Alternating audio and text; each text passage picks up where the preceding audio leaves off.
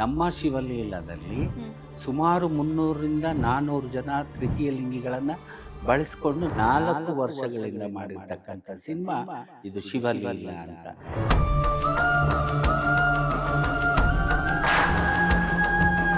ಈ ಸಿನಿಮಾದಲ್ಲಿ ಅವ್ರು ಒಪ್ಕೊಳ್ತಾರೆ ಇಲ್ಲ ಮಾಡೋದಕ್ಕೆ ಅಂತ ರಾಘವೇಂದ್ರನಿಗೆ ಹರಿಕೆ ಹೊತ್ಕೊಂಡು ಬಂದಿರ್ತಾರೆ. ಆ ಕತೆ ಎಲ್ಲ ಹೇಳಿದ್ರು, ಅಳು ಬಂತು, ಹತ್ತು ಬಿಟ್ಟೆ ನಾನು ಅವರು ಕತೆ ಹೇಳುವಾಗ.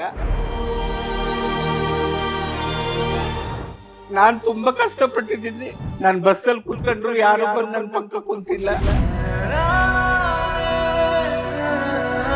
ಸಿನಿಮಾದಲ್ಲಿ ಹೋದ್ರೆ ಬ್ಲೇಡ್ ಹಾಕ್ಸ್ಕೊಂಡಿದ್ದೀನಿ, ಜಡೆ ಕಟ್ ಮಾಡಿಸ್ಕೊಂಡಿದ್ದೀನಿ. ಅವ್ರ ಕೈ ಹಾಕಿದಾಗ ನಾನು ಸುಮ್ಮನೆ ಇದ್ರೆ ಅವರು ಸುಮ್ಮನೆ ಇರ್ತಿದ್ರು. ನಾನೇನಾರ ಗಲಾಟೆ ಮಾಡಿದ್ರೆ ಅವಳೇ ನಮಗೆ ಕೈ ಹಾಕಿದ್ಲು ಅಂತ ಗಲಾಟೆ ಮಾಡಿದ್ರು.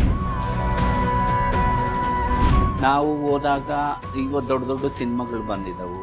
ಅವರಷ್ಟೇ ದೊಡ್ಡ ಸಿನಿಮಾದಾರೆ, ನಾನಿಲ್ವಾ ಅದರಲ್ಲಿ? ನಾನು ದೊಡ್ಡವಳು ಅಲ್ವಾ? ಯಾಕೆ ತೃತೀಯ ಲಿಂಗಿ ಅಂತಾನ? ನನ್ನ ಆಸೆ ಏನಪ್ಪ ಅಂದ್ರೆ ಇದು ಎಲ್ಲರಿಗೂ ಮುಟ್ಟಬೇಕು. ನಮಸ್ಕಾರ ವೀಕ್ಷಕರೇ, ಸುಮನ್ ಟಿವಿ ಕನ್ನಡಗೆ ಸ್ವಾಗತ. ನಾನು ಅನಿತಾ ಗೌಡ. ವೀಕ್ಷಕರೇ, ಇವತ್ತು ಪ್ರತಿಯೊಬ್ಬರಿಗೂ ಬೇಗ ಅರ್ಥ ಆಗುವಂಥದ್ದು ಮನರಂಜನೆ, ಅದರಲ್ಲೂ ಸಿನಿಮಾ. ಚಿಕ್ಕವರಿಂದ ದೊಡ್ಡವರವರೆಗೂ ಸಮಾಜದ ಎಲ್ಲ ವರ್ಗದವರೆಗೂ ಅರ್ಥ ಆಗುವಂಥ ಒಂದು ಮನರಂಜನೆ ಸಿನಿಮಾ. ವೀಕ್ಷಕರೇ, ಇವತ್ತು ನಾವು ಕಮರ್ಷಿಯಲ್ ಸಿನಿಮಾಗಳನ್ನ ನೋಡ್ತೀವಿ, ಕಾಮಿಡಿ ಸಿನಿಮಾಗಳನ್ನ ನೋಡ್ತೀವಿ, ಆಕ್ಷನ್ ಸಿನಿಮಾಗಳನ್ನ ನೋಡ್ತೀವಿ. ಆ ಸಿನಿಮಾಗಳೆಲ್ಲ ಸಹ ಕುಟುಂಬಕ್ಕೆ ಸಂಬಂಧಪಟ್ಟಂಥದ್ದು, ಪ್ರೀತಿ ಪ್ರೇಮಕ್ಕೆ ಸಂಬಂಧಪಟ್ಟಂಥದ್ದು. ಅದರಲ್ಲಿ ಒಂದಷ್ಟು ಸಿನಿಮಾಗಳು ಸಮಾಜಕ್ಕೆ ಏನಾದರೂ ಒಂದು ಸಂದೇಶವನ್ನ ಕೊಡಬೇಕು ಅಂತ ಬಂದಂಥ ಸಿನಿಮಾಗಳನ್ನು ಕೂಡ ನಾವು ನೋಡ್ತೇವೆ. ಇವತ್ತು ನಾವು ಹೇಳಲಿಕ್ಕೆ ಹೊರಟಿರ್ತಕ್ಕಂಥ ಸಿನಿಮಾ ಶಿವಲೀಲಾ. ಈ ಒಂದು ಸಿನಿಮಾ ಬಗ್ಗೆ ಮಾತನಾಡಲಿಕ್ಕೆ ಸಿನಿಮಾದಲ್ಲಿ ಅಭಿನಯಿಸಿ ಜೈ ಎನ್ಸ್ಕೊಂಡಿರ್ತಕ್ಕಂಥ ಪದ್ಮಶ್ರೀ ಡಾಕ್ಟರ್ ಮಂಜಮ್ಮ ಜೋಗತಿ ಅವರಿದ್ದಾರೆ. ಬನ್ನಿ ಅವರ ಕಾರ್ಯಕ್ರಮಕ್ಕೆ ಸ್ವಾಗತಿಸೋಣ. ನಮಸ್ಕಾರ ಅಮ್ಮ, ಕಾರ್ಯಕ್ರಮಕ್ಕೆ. ನಮಸ್ತೆ ಅಮ್ಮ. ನಮಸ್ತೆ. ಸುಮನ್ ಟಿವಿಯ ಎಲ್ಲ ವೀಕ್ಷಕರಿಗೂ ಈ ಮಂಜಮ್ಮ ಜೋಗತಿಯ ನಮಸ್ಕಾರಗಳು. ಅಮ್ಮ, ಈ ಒಂದು ಶಿವಲೀಲಾ ಸಿನಿಮಾ ಸಾಕಷ್ಟು ಒಂದು ಸಂಚಲನವನ್ನ ಮೂಡಿಸ್ತಾ ಇದೆ. ಯಾಕಂತ ಹೇಳಿದ್ರೆ ಈ ಹಿಂದೆ ಸಾಕಷ್ಟು ಸಿನಿಮಾಗಳು ಬಂತು. ಎಲ್ಲೋ ಒಂದು ಕಡೆ ಮಂಗಳಮುಖಿಯರನ್ನ ಒಂದಷ್ಟು ತೋರಿಸಿದ್ರು, ಮಂಗಳಮುಖಿಯರಿಗೆ ಅನ್ಯಾಯ ಆಗಿದೆ ಅಂತ ಬಂತು. ಆದರೆ ಸಂಪೂರ್ಣವಾಗಿ 350ಕ್ಕಿಂತ ಹೆಚ್ಚು ಮಂಗಳಮುಖಿಯರು ಸೇರಿ ಮಾಡಿರ್ತಕ್ಕಂಥ, ನಟನೆ ಮಾಡಿರ್ತಕ್ಕಂಥ ಒಂದು ಸಿನಿಮಾ ಶಿವಲೀಲಾ. ಈ ಒಂದು ಸಿನಿಮಾ ಬಗ್ಗೆ ನಮ್ಮ ವೀಕ್ಷಕರಿಗೆ ಹೇಳೋದಾದ್ರೆ, ಮೊದಲು ಸಿನಿಮಾ ಮಾಡಿದ್ದಾರೆ ಅಂದರೆ ಒಬ್ಬರನ್ನ ಅಥವಾ ಕಲ್ಪನಾದಲ್ಲಿ ಒಬ್ಬರನ್ನೇ ಒಬ್ಬ ಡಾಕ್ಟರ್ ಆಗ್ತಾಳಲ್ಲ ಅವಳೊಬ್ಬಳೇ ರಿಯಲ್ ಆಗಿ. ಇನ್ನು ಉಳಿದವರೆಲ್ಲರೂ ಗಂಡಸರಿಗೆ ಸೀರೆ ಉಡಿಸಿದ್ದಾರೆ. ನಾನು ಅವನೆಲ್ಲ ಅವಳು, ಅದರಲ್ಲಿ ಒಂದಷ್ಟು ಜನ ಸಾಂಗಲ್ಲಿ ಅಲ್ಲಿ ಇಲ್ಲಿ ಬಂದು ಹೋಗ್ತಾರೆ. ಅಷ್ಟು ಬಿಟ್ಟರೆ ನಮ್ಮ ಶಿವಲೀಲದಲ್ಲಿ ಸುಮಾರು 300ರಿಂದ 400 ಜನ ತೃತೀಯ ಲಿಂಗಿಗಳನ್ನು ಬಳಸ್ಕೊಂಡು ನಮ್ಮ ಅಶೋಕ್ ಜೈರಾಮ್ ಅವರೇ ಅದನ್ನು ಸ್ಕ್ರಿಪ್ಟನ್ನು ಬರೆದು ನಿರ್ದೇಶನವನ್ನು ಮಾಡಿ ಹಣವನ್ನು ಹಾಕಿ 4 ವರ್ಷಗಳಿಂದ ಮಾಡಿರ್ತಕ್ಕಂಥ ಸಿನಿಮಾ ಇದು ಶಿವಲೀಲಾ ಅಂತ. ಇಡೀ ಭಾರತದ ಇತಿಹಾಸದಲ್ಲಿ ಮೊಟ್ಟ ಮೊದಲಿಗೆ ಈ ಥರ ಸಿನಿಮಾ, ಒಬ್ಬ ಜೆಂಡರ್ ಸಿನಿಮಾ ಬಂದಿರೋದು ಇದೇ ಮೊದಲು. ಕಷ್ಟಪಟ್ಟಿದ್ದೀವಿ, ಇಷ್ಟದಿಂದ ಮಾಡಿದ್ದೀವಿ, ಪ್ರೀತಿಯಿಂದ ಮಾಡಿದ್ದೀವಿ. ಇದು ಜನಕ್ಕೆ ಮುಟ್ಟಬೇಕು ಅನ್ನೋದು ನನ್ನ ಉದ್ದೇಶ. ನನ್ನ ಜೀವನ ಚರಿತ್ರೆ ಒಂದು ಮಂಜಮ್ಮ ಜೋಗತಿ ಒಂದು ಪುಸ್ತಕ, ಒಂದು ನಡುವೆ ಸುಳಿವ ಹೆಣ್ಣು ಒಂದು ಪುಸ್ತಕ. ಆ ಎರಡೂ ಪುಸ್ತಕ ಕರ್ನಾಟಕದ 16 ವಿಶ್ವವಿದ್ಯಾಲಯದಲ್ಲಿ ಪಠ್ಯ ಆಗಿದೆ. ಯಾಕೆ ಪಠ್ಯ ಮಾಡಿದರು ಅದನ್ನು? ಬರೀ ಮಂಜಮ್ಮ ಜೋಗತಿಯ ಬದುಕಲ್ಲ ಅಲ್ಲಿರೋದು, ಇಡೀ ಸಮುದಾಯದ ಬದುಕಲ್ಲಿರೋದ್ರಿಂದ ಜೆಂಡರ್ ಬಗ್ಗೆ ಅರ್ಥ ಆಗಲಿ ಅಂತ. ಸರಿ, ಅದು ಓದಿದ ಮಕ್ಕಳಿಗಷ್ಟೇ ತಾನೇ ಆಗೊಂದಷ್ಟು ಹೇಳ್ತಾರೆ, ನನ್ನ ಬದುಕಿನ ಚಿತ್ರಣಗಳನ್ನು ಮುಗಿಸ್ತಾರೆ. ಅಷ್ಟು ಬಿಟ್ಟರೆ ಮತ್ತಿನ್ನೇನು ಇಲ್ಲ.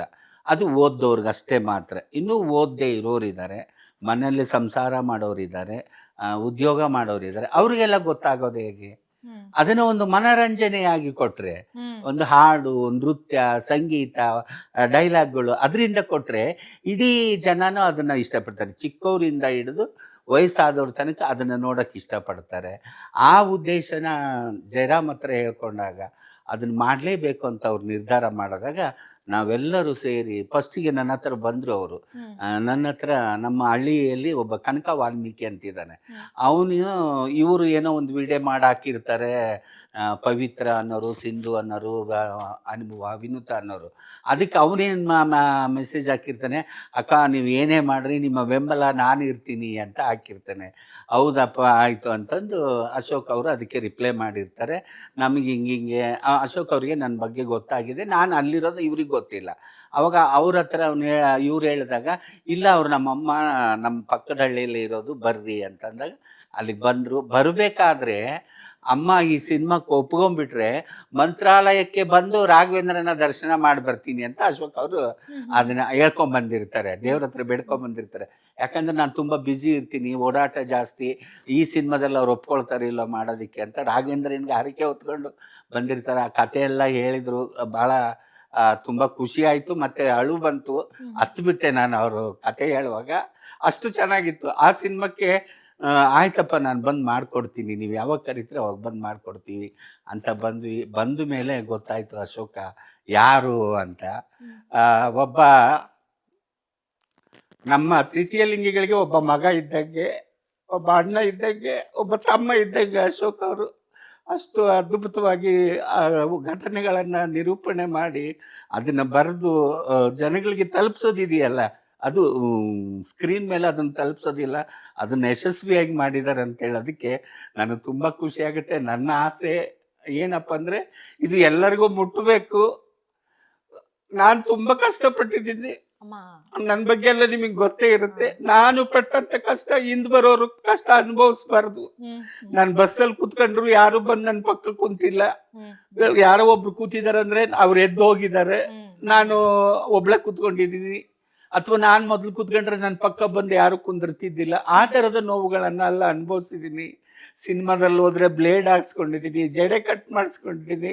ಅವ್ರ ಕೈ ಹಾಕಿದಾಗ ನಾನು ಸುಮ್ಮನೆ ಇದ್ದರೆ ಅವರು ಸುಮ್ಮನೆ ಇರ್ತಿದ್ರು. ನಾನೇನಾರ ಗಲಾಟೆ ಮಾಡಿದರೆ ಅವಳೇ ನಮಗೆ ಕೈ ಹಾಕಿದ್ಲು ಅಂತ ಗಲಾಟೆ ಮಾಡಿದರು. ಈಗಿನವ್ರಿಗೆ ಅಷ್ಟೊಂದು ಕಷ್ಟ ಇಲ್ಲ. ಮುಂದೆ ಬರೋರಿಗೂ ಆ ತೊಂದರೆಗಳಾಗಬಾರ್ದು. ಈ ಸಿನಿಮಾ ಎಲ್ಲರಿಗೂ ಮುಟ್ಟಬೇಕು. ಮಂಜಮ್ಮನ ಬದುಕಲ್ಲ ಇದು, ಇಡೀ ಸಮಾಜದ ಬದುಕು. ಎಲ್ಲರಿಗೂ ಮುಟ್ಟಿ ಮನವರಿಕೆ ಆಗಬೇಕು. ನನಗೆ ಸಿಗ್ಲಾರ್ದಂಥ ಗೌರವ ಎಲ್ಲರಿಗೂ ಸಿಗಬೇಕು. ನನಗೆ ಗೌರವ ಸಿಕ್ಕಿದೆ, ಮತ್ತೆ ಅದು ಸಿಕ್ಕಿಲ್ಲ ಅಂತಲ್ಲ. ನಾನೊಬ್ಬ ಕಲಾವಿದೆಯಾಗಿ ನಾನೊಬ್ಬ ಕಲಾವಿದೆಯಾಗಿ ಅದರ ಮಧ್ಯೆ ಈ ಹೋರಾಟದಲ್ಲಿ ಮುಳುಗಿ ಎದ್ದು ಆ ಕಲೆಯಲ್ಲಿ ಗುರುತಿಸಿಕೊಂಡು ನನಗೆ ಹಳ್ಳಿಯಿಂದ ಡಿಲ್ಲಿ ತನಕ ಕರ್ಕೊಂಡು ಹೋಗಿದೆ. ಡಿಲ್ಲಿ ಪಾರ್ಲಿಮೆಂಟ್ವರೆಗೆ, ಹಳ್ಳಿಯ ಗುಡಿಸಲಿನಿಂದ ದೆಹಲಿಯ ಪಾರ್ಲಿಮೆಂಟ್ವರೆಗೆ ನನ್ನ ಜಾನಪದ ಕಲೆ ಕರ್ಕೊಂಡೋಗಿದೆ, ರಂಗಭೂಮಿ ಕರ್ಕೊಂಡೋಗಿದೆ, ಆ ಬಯಲಾಟ ಕರ್ಕೊಂಡೋಗಿದೆ ಅಂತ ಹೇಳೋದಕ್ಕೆ ಇಷ್ಟಪಡ್ತೀನಿ. ಇದು ಎಲ್ಲರಿಗೂ ಮುಟ್ಟಬೇಕು ಅನ್ನೋದೇ ನನ್ನ ಆಸೆ. ಎಲ್ಲರಿಗೂ ಮುಟ್ಟೋದ್ರ ಜೊತೆಗೆ ಅವ್ರಿಗೆಲ್ಲರಿಗೂ ಒಂದು ಉದ್ಯೋಗಗಳು ಸಿಗಬೇಕು. ಅಮ್ಮ ಈ ಅಳ್ಳಲ್ಲಿ ಯಾಕಂತ ಹೇಳಿದ್ರೆ ಸಿನಿಮಾ ರಿಲೀಸ್ ಆಯ್ತು, ತೃತೀಯ ಲಿಂಗಿ ಸಮುದಾಯದಲ್ಲಿ ಯಾಕೋ ಬೇಸರವನ್ನ ವ್ಯಕ್ತಪಡಿಸ್ತಾ ಇದ್ದಾರೆ. ಯಾಕೆ, ಏನಾಯ್ತು ಅಮ್ಮ? ಯಾಕದು ರೀಚ್ ಆಗ್ತಿಲ್ಲ ಅನ್ನಿಸ್ತಿದ್ಯಾ ನಿಮಗೆ? ಏನಾಗ್ತಿದೆ? ರೀಚ್ ಆಗ್ತಾ ಇಲ್ಲ ಅನ್ನೋದಕ್ಕಿಂತ ರೀಚ್ ಮಾಡ್ತಾ ಇದ್ದೀವಿ. ನಾವು ರೀಚ್ ಮಾಡೋದಕ್ಕೆ ಪ್ರಯತ್ನ ಪಡ್ತಾ ಇದ್ದೀವಿ. ಈಗ ಥಿಯೇಟರ್ ಬಗ್ಗೆ ನಿನ್ನೆ ಇವತ್ತು ಎಲ್ಲ ಚರ್ಚೆ ನಡೀತಾ ಇದೆ. ನಾವು ಹೋದಾಗ ಇವತ್ತು ದೊಡ್ಡ ದೊಡ್ಡ ಸಿನಿಮಾಗಳು ಬಂದಿದ್ದವು. ಅವರಷ್ಟೇ ದೊಡ್ಡ ಸಿನಿಮಾದಾರೆ, ನಾನಿಲ್ವಾ ಅದರಲ್ಲಿ? ನಾನು ದೊಡ್ಡವಳಲ್ವಾ? ನನಗೆ ಯಾಕೆ ಸಿಗಬಾರ್ದು? ಯಾಕೆ ತೃತೀಯ ಲಿಂಗಿ ಅಂತನ ಭೇದ ಭಾವನ? ಹೌದಲ್ಲಮ್ಮ? ಅವ್ರನ್ನ ಯಾಕೆ ಅಲ್ಲಿ ತೋರಿಸ್ಬೇಕು ಅಂತನ? ಇವಾಗ ಎಷ್ಟೋ ಕಷ್ಟಗಳನ್ನು ಅನುಭವಿಸಿದ್ದಾರೆ, ಮತ್ತು ಇನ್ನೂ ಅದೇ ಕಷ್ಟಗಳನ್ನು ನಾವು ಅನುಭವಿಸ್ಬೇಕಾ? ಅಲ್ಲಿ ಹೋದಾಗ ಈಗ ದೊಡ್ಡ ದೊಡ್ಡ ಸಿನಿಮಾ ಇದಾವ್ರಿ, ತೆಗಿಯಕ್ಕಾಗಲ್ಲ, ನೆಗ್ಲೆಕ್ಟ್ ಮಾಡ್ದಂಗಾಯ್ತು. ಆಮೇಲೆ ಇನ್ನೂ ಒಂದು ಹೇಳ್ತಾರೆ, ಖಾಲಿರೋ ಸಿನಿಮಾಗಳು ಏನು ಹೇಳ್ತಾರೆ, 1 to double ಕೇಳ್ತಾರೆ. ತೃತೀಯ ಲಿಂಗಿಗಳ ಸಿನಿಮಾ ಅಂದ ತಕ್ಷಣ 1 to double ಕೇಳ್ತಾರೆ. ಇಷ್ಟು ಕೊಟ್ಟರೆ ಥಿಯೇಟ್ರ್ ಒಂದು ವಾರಕ್ಕೆ ಕೊಡ್ತೀವಿ ಅಂತಾರೆ. ಈ ಥರ ಆದಾಗ ನಮ್ಗೆ ಯೋಗ್ಯತೆಯಲ್ಲಿ ಡೈರೆಕ್ಟ್ರು ಮನೆ ಮಾರ್ಕೊಂಡ್ರು, ಹೊಲ ಮಾರ್ಕೊಂಡ್ರು, ಸೈಟ್ ಇತ್ತು ಅದನ್ನು ಮಾರ್ಕೊಂಡ್ರು, ಅದನ್ನೆಲ್ಲ ಮಾರ್ಕೊಂಡು ಇವಾಗ ಅವರು ಬರಿಗೈಲಿಂದ ನಿಂತ್ಕೊಂಡಿದ್ದಾರೆ. ಅಷ್ಟೆಲ್ಲ ಕಷ್ಟಪಟ್ಟಾರೆ ಅವರು. ನಾವು ಒಂದು ಸರಿ ಎಲ್ಲೋ ಬಾಡಿಗೆ ಮನೇಲಿದ್ವಿ, ತುಂಬ ಜನ ಹೋಗಿದ್ವಿ. ತುಂಬ ಜನ ಹೋದಾಗ ಏನಾಯಿತು, ಒಂಚೂರು ಗಲಾಟೆ, ಒಂದು 10 ಜನ ಇದ್ರೆ ಮಾತುಗಳು ಜಾಸ್ತಿನೇ ಇರ್ತವು. ಹಂಗಿದ್ದಾಗ ನೀವು ಇಷ್ಟೆಲ್ಲ ಗಲಾಟೆ ಮಾಡ್ತೀರಾ, ಅಕ್ಕಪಕ್ಕದವ್ರಿಗೆ ತೊಂದರೆ ಆಗುತ್ತೆ, ನಮ್ಮ ಮನೆ ಪಕ್ಕದಾಗಿರೋರು ಹೊರಗೆ ಬರಕ್ಕೆ ಭಯ ಪಡ್ತಾರೆ, ಇವರೆಲ್ಲ ಇರೋದ್ರಿಂದ ನೀವು ಇರಬೇಡ್ರಿ ಅಂತ ಮಧ್ಯರಾತ್ರಿ ಮನೆ ಖಾಲಿ ಮಾಡಿಸ್ಬಿಟ್ರು. ಮಧ್ಯರಾತ್ರಿನೇ ಮನೆ ಖಾಲಿ ಮಾಡಿಸ್ಬಿಟ್ರು. ಒಂದಿನ ನಾವು ಒಂದು 25 ಗುಡಿಸ್ಲುಗಳನ್ನ ಸೆಟ್ ಹಾಕಿದ್ವಿ. ಆ ಗುಡಿಸ್ಲುಗಳ ಹತ್ರ ಮಲ್ಕೊಂಡ್ವಿ.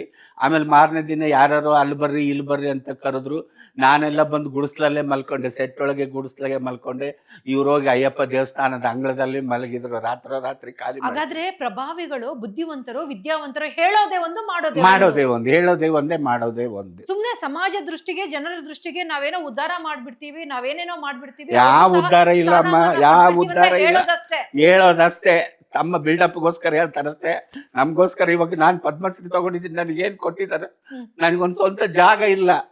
ನನಗೆ ಅದು ಪದ್ಮಶ್ರೀ ಇಟ್ಕೊಳ್ಳೋಕೆ ಜಾಗ ಇಲ್ಲ. ನಮ್ಮ ಗುರುಗಳು ಕೊಟ್ಟಂತ ಮನೆಯಲ್ಲಿ, ಆ ಜಾಗದಲ್ಲಿ 1721ರಲ್ಲಿ ಒಂದು ಮನೆ ಕಟ್ಕೊಂಡಿದ್ದೀನಿ. ಅದರೊಳಗೆ ಎಲ್ಲ ನನ್ನ ಬಡ ಕುಟುಂಬ, ನಾನು ಮತ್ತೆ ಬಜ್ಜಿ, ನನ್ನ ಶಿಷ್ಯಂದ್ರು ಎಲ್ಲರನ್ನೂ ಇಟ್ಕೊಂಡು ಬದುಕ್ತಾ ಇದ್ದೀನಿ. ಯಾರು ಏನು ಕೊಡಲ್ಲ. ಇವ್ರು ಶಾಸಕರು, ಮಿನಿಸ್ಟ್ರಿಗಳು ಸ್ಟೇಜ್ ಮೇಲೆ ಕರೆದು ಮಂಜಮ್ಮನ ಬಗ್ಗೆ ಇಷ್ಟು ನಮ್ಮ ಜಿಲ್ಲೆಯ ಕಳಶ, ನಮ್ಮ ನಾಡಿನ ಕಳಶ, ದೊಡ್ಡ ಹೆಸರು ತಂದಿದ್ದಾರೆ ಅಂತ ಒಂದು ಹೂವಿನ ಹಾರ ಹಾಕಿ, ಒಂದು ಶಾಲ್ ಹಾಕಿ, ಬೆಳಗ್ಗೆ ಪತ್ರಿಕೆಯಲ್ಲಿ ಬರೋಂಗೆ ಮಾಡ್ಕೊಳ್ತಾರೆ ಅಷ್ಟೇ. ಯಾರು ಏನು ಮಾಡಿಲ್ಲ ನನಗೆ. ನಿಮ್ಗೆ ಯಾವುದೇ ರೀತಿ ಅನುದಾನಗಳು ಸಿಗ್ತಾ ಇಲ್ವಾ? ಯಾಕಂದ್ರೆ ಒಬ್ರು ಪದ್ಮಶ್ರೀ ಪ್ರಶಸ್ತಿ ವಿಜೇತರು ಅಂತ ಹೇಳಿದ್ರೆ ತಮಾಷೆ ಅಲ್ಲ. ಸುಮ್ನೆ ಎತ್ಕೊಂಡ್ಬಂದ್ಬಿಟ್ಟು ರಾಷ್ಟ್ರಪತಿಗಳು ಪ್ರಶಸ್ತಿಯನ್ನ ಕೊಟ್ಬಿಡಲ್ಲ. ಅವ್ರೇನಾದ್ರೂ ಸಮಾಜಕ್ಕೆ ಮಾಡಿದ್ರೆ, ಅವ್ರೇನಾದ್ರೂ ಕಲೆಯಲ್ಲಿ, ರಂಗಭೂಮಿಯಲ್ಲಿ ನೀವು ಬಹಳಷ್ಟೊಂದು ಅಚೀವ್ ಮಾಡಿರೋ ಕಾರಣಕ್ಕೆ ನಿಮ್ಮನ್ನ ಕರೆದು ಒಂದು ಗೌರವಿಸಲಾಯ್ತು. ಸೊ ತದನಂತರ ನಮ್ಮ ಕರ್ನಾಟಕ ಸರ್ಕಾರ ಏನು ಮಾಡಿಲ್ವಾ? ಏನು ಕೊಟ್ಟಿಲ್ಲ. ಪದ್ಮಶ್ರೀ ಬಂದ್ಮೇಲೆ ಒಂದು ಟೋಲ್ ಸಹ ಫ್ರೀ ಇಲ್ಲಮ್ಮ. ಒಂದು ಟೋಲ್ನಲ್ಲಿ ಸಹ ಫ್ರೀ ಇಲ್ಲ. ಒಂದು ಟ್ರೈನಿಗೆ ಹೋದ್ರೂ ಫ್ರೀ ಇಲ್ಲ. ಹೆಂಗ್ ಬದುಕ್ಬೇಕಮ್ಮ? ಬಿಡಪ್ಪ, ಅವರು ನನಗೆ ಪದ್ಮಶ್ರೀ ಕೊಟ್ಟಾಗ ಒಂದು 10 ಲಕ್ಷ ದುಡ್ಡು ಕೊಟ್ಟಿದ್ದಾರೆ, ಅದು ಕೊಟ್ಟಿಲ್ಲ. ಯಾವುದಿಲ್ಲ. ಹೆಂಗ್ ಬದುಕೋದು? ಈಗ 67 ವರ್ಷ ವಯಸ್ಸು ನನಗೆ. ಈಗ ನಮ್ಮ ವೀಕ್ಷಕರಿಗೆ ಹೇಳಿ ಅಮ್ಮ, ಸಿನಿಮಾನ ಯಾಕೆ ನೋಡ್ಬೇಕು? ಈಗ ನಾನು ಆವಾಗಲೇ ಹೇಳಿದಾಗ ಏನಾಗುತ್ತಪ್ಪ ಅಂದರೆ, ತೃತೀಯ ಲಿಂಗಿಗಳು ಕಳ್ತನ ಮಾಡ್ತಾರೆ, ದರೋಡೆ ಮಾಡ್ತಾರೆ, ಸೆಕ್ಸ್ ವರ್ಕ್ ಮಾಡ್ತಾರೆ, ಭಿಕ್ಷಾಟನೆ ಮಾಡ್ತಾರೆ, ಒತ್ತಾಯ ಮಾಡ್ತಾರೆ, ಗಲಾಟೆ ಮಾಡ್ತಾರೆ ಅಂತ ಹೇಳ್ತೀರಿ. ಅದು ಯಾರು ಮಾಡ್ತಾರೆ? ಪ್ರಶ್ನೆ ಇದು. ಇದನ್ನು ಯಾರು ಮಾಡ್ತಾರೆ? ಆಮೇಲೆ ಯಾಕೆ ಮಾಡ್ತಾರೆ? ಇದನ್ನು ಯಾಕೆ ಮಾಡ್ತಾರೆ? ಅದು ಒಂದು. ಯಾಕೆ ಈ ಸಿನಿಮಾನ ನೋಡಲೇಬೇಕಂತಂದರೆ, ತೃತೀಯ ಲಿಂಗಿಗಳಿಂದ ಸಮಾಜಕ್ಕೆ ಏನು ತೊಂದರೆ ಆಗ್ತಾ ಇದೆ, ಸಮಾಜಕ್ಕೆ ಏನು ಕೆಡುಕಾಗ್ತಾ ಇದೆ, ಸಮಾಜಕ್ಕೆ ಏನು ಗೌರವ ಕೊಡ್ತಾ ಇದ್ದಾರೆ ತೃತೀಯ ಲಿಂಗಿಗಳು, ಇದು ಒಂದು ಪಾಯಿಂಟ್. ಅದರಲ್ಲಿ ಇದು ಒಂದು ಪಾಯಿಂಟ್.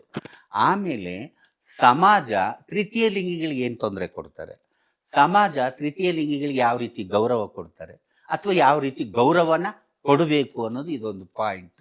ಆಮೇಲೆ ಇನ್ನೊಂದು ಪಾಯಿಂಟ್ ಏನಪ್ಪ ಅಂದರೆ, ಸರ್ಕಾರ ಇವ್ರಿಗೇನು ಮಾಡಬೇಕು, ರಾಜಕೀಯ ಇವ್ರಿಗೇನು ಸವಲತ್ತುಗಳನ್ನು ಕೊಡಬೇಕು, ರಾಜಕೀಯ ಇವರನ್ನು ಹೇಗೆ ಕಾಣಬೇಕು, ಇವ್ರಿಗೇನೆಲ್ಲ ಕೊಡಬೇಕು ಅನ್ನೋದೊಂದು ಪಾಯಿಂಟು. ಇವಿಷ್ಟು ಪಾಯಿಂಟ್ಗಳು ಇಟ್ಕೊಂಡು ಒಂದು ಘಟನೆ. ಇದು ಒಂದು ಕಥೆ ಅಲ್ಲ. ಸಿನಿಮಾ ಅಂದರೆ ಇದೊಂದು ಕಥೆ ಅಲ್ಲ. ಇದೊಂದು ಹಾಡೋದು, ಕುಣಿಯೋದು, ಡ್ಯಾನ್ಸು ಅದು ಎಲ್ಲ ಏನೂ ಇಲ್ಲ ಅದರಲ್ಲಿ.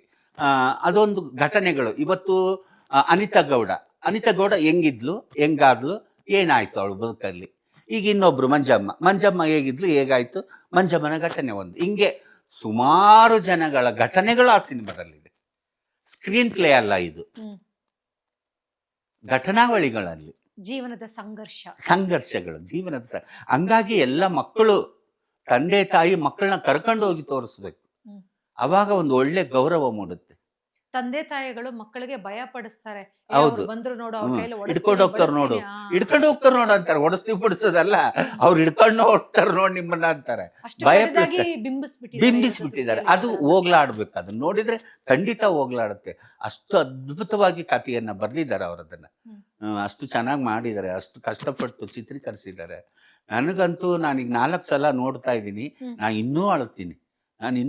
ಕೊನೇ ಒಂದು ಸನ್ನಿವೇಶದಲ್ಲಿ, ಕ್ಲೈಮ್ಯಾಕ್ಸ್ ಸೀನಲ್ಲಿ, ಅವನು ಎಂಥ ಗಂಡಸಾಗಿರಲಿ, ಎಂಥ ಕಟುಕು ಹೃದಯದವಳಾಗಿರಲಿ, ಅವನು ಕೊಲೆ ಮಾಡಿರಲಿ, ಆಕಿ ಕೊಲೆ ಮಾಡಿರಲಿ, ಎಷ್ಟೇ ಗಟ್ಟಿಗಿತ್ತಿ ಆಗಿದ್ರು ಕೊನೇ ಒಂದು ಸನ್ನಿವೇಶದಲ್ಲಿ ಅವ್ರು ಗಲ್ಲ ಹೊಡ್ಕೊಂಬರ್ಬೇಕು. ನಾವಿಷ್ಟು ತಪ್ಪು ಮಾಡಿದ್ವಿ ಈ ಸಮಾಜದ ಮೇಲೆ ಅಂತ ಅವಾಗ ಅರಿವಾಗ್ತಿದ್ದ. ಕೊನೆಯ ಸನ್ನಿವೇಶದಲ್ಲಿ ಅರಿವಾಗಬೇಕು. ಅಂತಂತ ಡೈಲಾಗ್ಗಳು ಅದರಲ್ಲಿದೆ. ಅವರೊಂದ್ಸರಿ ಅದನ್ನ ನೋಡಿದರೆ ನಿಜವಾಗ್ಲೂ ಅವರ ಆತ್ಮಾವಲೋಕನ ಮಾಡ್ಕೋಬೇಕು. ನಮ್ಮ ಭಾರತಿ ಶೆಟ್ಟಿ ಅವರು ಹೇಳಿದ್ದಾರೆ ಅವರೊಂದು ಇದರಲ್ಲಿ, ನಿಜವಾದ ಹೃದಯವಂತರು ನೀವಾಗಿದ್ರೆ ಕೊನೆಯಲ್ಲಿ ಅವರೆಲ್ಲ ಪ್ರಶ್ನೆಗಳಿದವು, ಆ ಪ್ರಶ್ನೆಗಳಿಗೆ ನಿಮ್ಮಲ್ಲಿ ಉತ್ತರ ಇದೆಯಾ, ನೀವೊಮ್ಮೆ ಆತ್ಮಾವಲೋಕನ ಮಾಡ್ಕೊಳ್ಳಿ ಅಂತ ಮಾತಾಡಿದ್ದಾರೆ ಅವರು. ಸಿನಿಮಾ ಬಗ್ಗೆ ಪ್ರೇಕ್ಷಕರಿಗೆ ಏನು ಹೇಳೋದಕ್ಕೆ ಬಯಸ್ತೀರಿ, ಸರ್ಕಾರಕ್ಕೆ ಏನು ಹೇಳೋದಕ್ಕೆ ಬಯಸ್ತೀರಿ?